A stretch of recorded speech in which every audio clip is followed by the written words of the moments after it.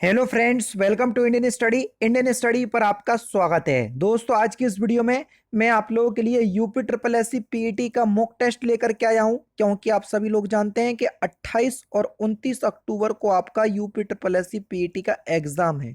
तो इसलिए ये मॉक टेस्ट आप लोगों के लिए बहुत ही ज़्यादा इंपॉर्टेंट होगा। देखो, हर वीडियो में 100 लाइक का टारगेट रख रहा हूँ। तो मेरी आप लोगों से विनती है, रिक्वेस्ट है कि आप लोग जो है वो इस टारगेट को जरूर कंप्लीट कीजिए।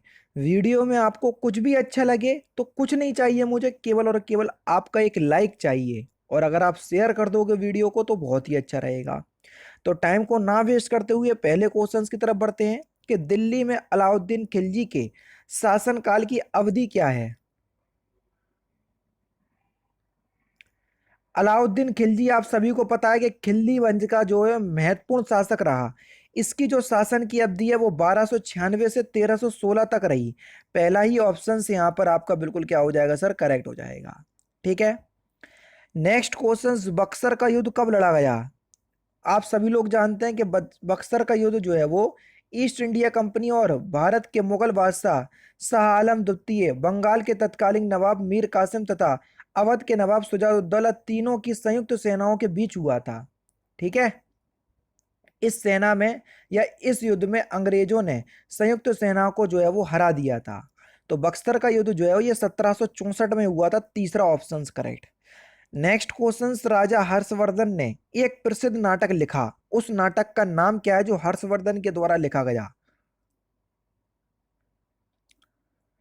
तो सही आंसर आपका क्या हो जाएगा सर, नागानंद। यानी कि इस क्वेश्चन का दूसरा ऑप्शन यहां पर आपका बिल्कुल क्या हो जाएगा सर, करेक्ट हो जाएगा।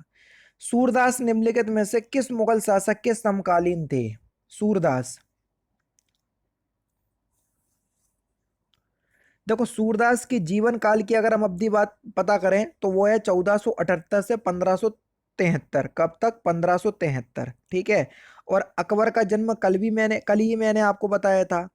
अकबर सम्राट का जन्म तो हालांकि 1542 में हुआ था, लेकिन इसके जो शासन काल की अवधि है 1556 से 1605। तो जब 1556 से आ रहा तो 56 जो है वो इन्हीं के अंतर्गत आ जाएगा, 1573 के अंतर्गत। तो बस ये किसके शासन किसके समकालीन थे सूरदास, अकबर के। दूसरा ऑप्शन करेक्ट। सिविल सेवा किसके शासन काल में प्रारंभ की गई। बढ़िया क्वेश्चन।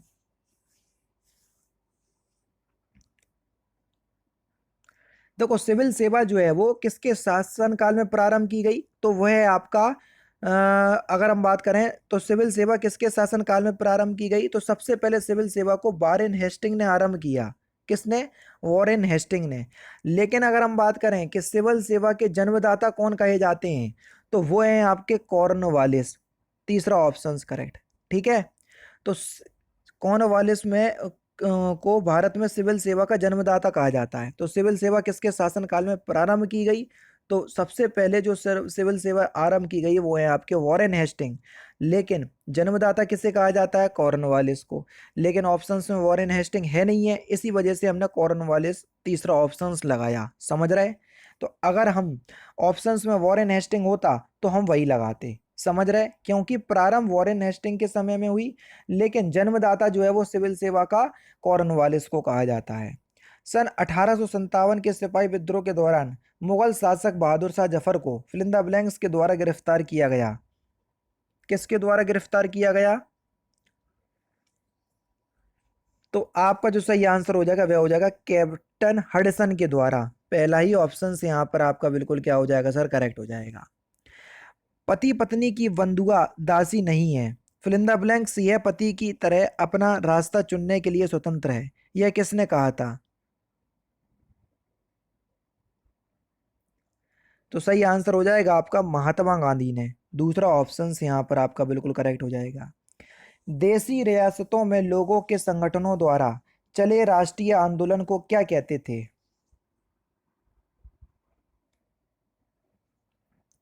देसी रियासतों में लोगों के संगठनों द्वारा चलाए गए राष्ट्रीय आंदोलनों को क्या कहते हैं, प्रजामंडल आंदोलन कहा जाता है। क्या कहा जाता है, प्रजामंडल आंदोलन। चौथा ऑप्शन करेक्ट।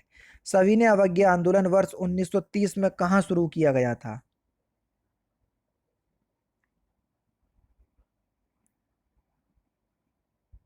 सविनय अवज्ञा आंदोलन वर्ष 1930 में कहाँ शुरू हुआ था? तो ये अहमदाबाद स्थित साबरमती जो है वो आश्रम से शुरू किया गया था। इस आंदोलन का प्रमुख उद्देश्य ब्रिटिश सरकार के नमक कानून में सुधार करना था। समझ रहे? तो आपका जो सही आंसर हो जाएगा वह हो जाएगा आपका दांडी। तीसरा ऑप्शन यहाँ पर आपका बिल्कुल करेक्ट हो जाएगा। ठीक है, नेक्स्ट क्वेश्चन दोस्तों आपके सामने।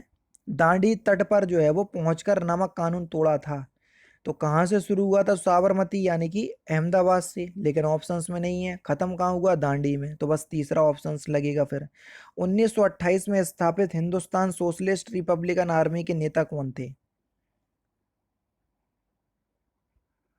सिंपल सा क्वेश्चन है, कौन थे? चंद्रशेखर आजाद। तीसरा ऑप्शन यहाँ पर आपका बिल्कुल क्या हो जाएगा सर? करेक्ट हो जाएगा। नेक्स्ट क्वेश्चंस की तरफ चलते हैं। नेक्स्ट क्वेश्चंस, पृथ्वी के धरातल से वायुमंडल की निम्नलिखित संरचनाओं को व्यवस्थित करें। पृथ्वी के निचले स्तर पर सबसे पहले कौन सी परत होती है? ध्रुव मंडल। ध्रुव मंडल के ऊपर जाओगे तो कौन सा मंडल मिलेगा? समताप मंडल। समताप मंडल के थोड़े ऊपर जाओगे तो क्या मिलेगा? मध्यम मंडल। फिर थोड़ा ऊपर जाओगे तो ताप मंडल, ठीक है, या बहिर मंडल, और फिर ऊपर जाओगे तो आयन मंडल। तो यहाँ पर दूसरा ऑप्शन प्यारे दोस्तों बिल्कुल करेक्ट होगा। रानी झांसी समुद्री राष्ट्रीय उद्यान फिल इन द ब्लैंक्स में स्थित है, कहाँ पर? बढ़िया क्वेश्चन से बता सकते हो। तो ये कहाँ पर स्थित है? ये अंडमान निकोबार द्वीप समूह में स्थित है। तीसरा ऑप्शन यहाँ पर आपका बिल्कुल करेक्ट है। किस प्रकार की मिट्टी की जल धारण करने की क्षमता सर्वाधिक होती है? कौन सी मिट्टी की? तो कौन सी मिट्टी की जल धारण करने की क्षमता जो है वो सबसे ज्यादा होती है? तो वो है आपकी दोमट मिट्टी। कौन सी मिट्टी दोस्तों? दोमट मिट्टी। तीसरा ऑप्शन यहाँ पर आपका बिल्कुल करेक्ट हो जाएगा। निम्नलिखित में से कौन सी नदी पश्चिमी दिशा में बहती है?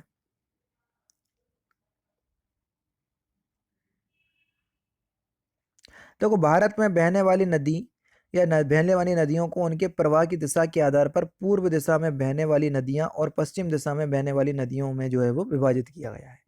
पश्चिम दिशा की ओर बहने वाली जो नदियां हैं वो है आपकी नर्मदा हो गई, तापी हो गई, लूनी हो गई, साबरमती हो गई, मांडवी हो गई, ये सभी। तो यहाँ पर नर्मदा ऑप्शंस में दिया तो चौथा ऑप्शन यहाँ पर आपका बिल्कुल करेक्ट हो जाएगा। और पूर्व दिशा में बहने वाली नदियां हैं कृष्णा, कावेरी, गोदावरी, गंगा, यमुना, ये सभी जो है वो पूर्व दिशा में बहने वाली नदियां हैं। किस देशांतर से भारतीय मानक समय की गणना की जाती है?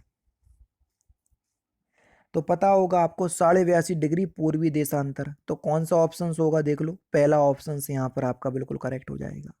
फिर फिक्की का आपको फुल फॉर्म बताना है। फिक्की स्थापना जो है वो 1907 में महात्मा गांधी की सलाह पर की गई थी।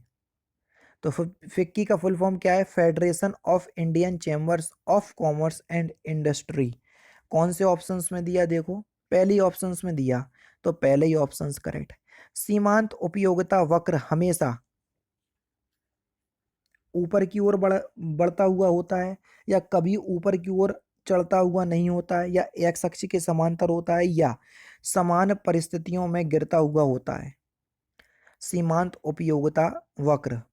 तो सीमांत उपयोगिता वक्र जो है वो समान परिस्थितियों में हमेशा नीचों की ओर गिरता हुआ होता है। चौथा ऑप्शन करेक्ट, क्योंकि हास्यमान सीमांत उपयोगिता के नियम के अनुसार यदि एक उपभोक्ता एक निश्चित समय पर एक वस्तु की इकाइयों का लगातार उपभोग करता है तो प्रत्येक अगली इकाई के उपभोग से मिलने वाली सीमांत उपयोगिता जो है वो लगातार घटती जाती है।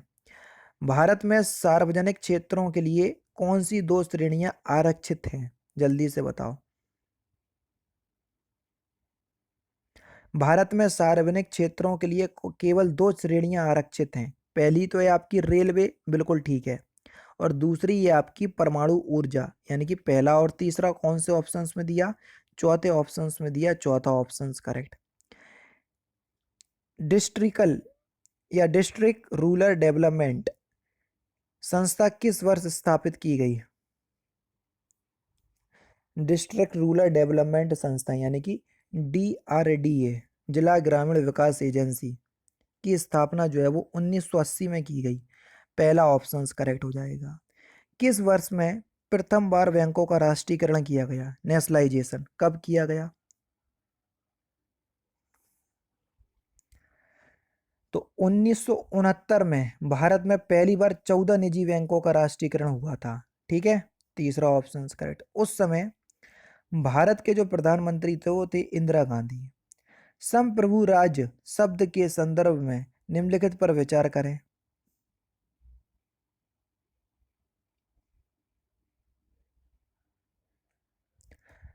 संप्रभु राज्य का मतलब होता है एक जन समूह होता है जिसकी एक पहचान होती है जो उन्हें उस राष्ट्र से जोड़ता है। समझ रहे हैं? तो वो जो कह रहे हैं संप्रभु राज्य यानी कि एक देश किसी अन्य देश की प्रभुता के साथ या उनके बिना संप्रभु हो सकता है। तो ये तो आपका गलत हो जाएगा। वो कह रहा है यूएनओ में सदस्यता, ये भी गलत है। ए और बी दोनों गलत हो जाएंगे। तो चौथा ऑप्शन करेक्ट है। इनमें से क्यों नहीं? क्यों? क्योंकि मैं आपको बता चुका हूं कि जन समूह से तात्पर्य सामान्य भाषा, धर्म, इतिहास, नैतिक आचार या मूल उद्गम से है।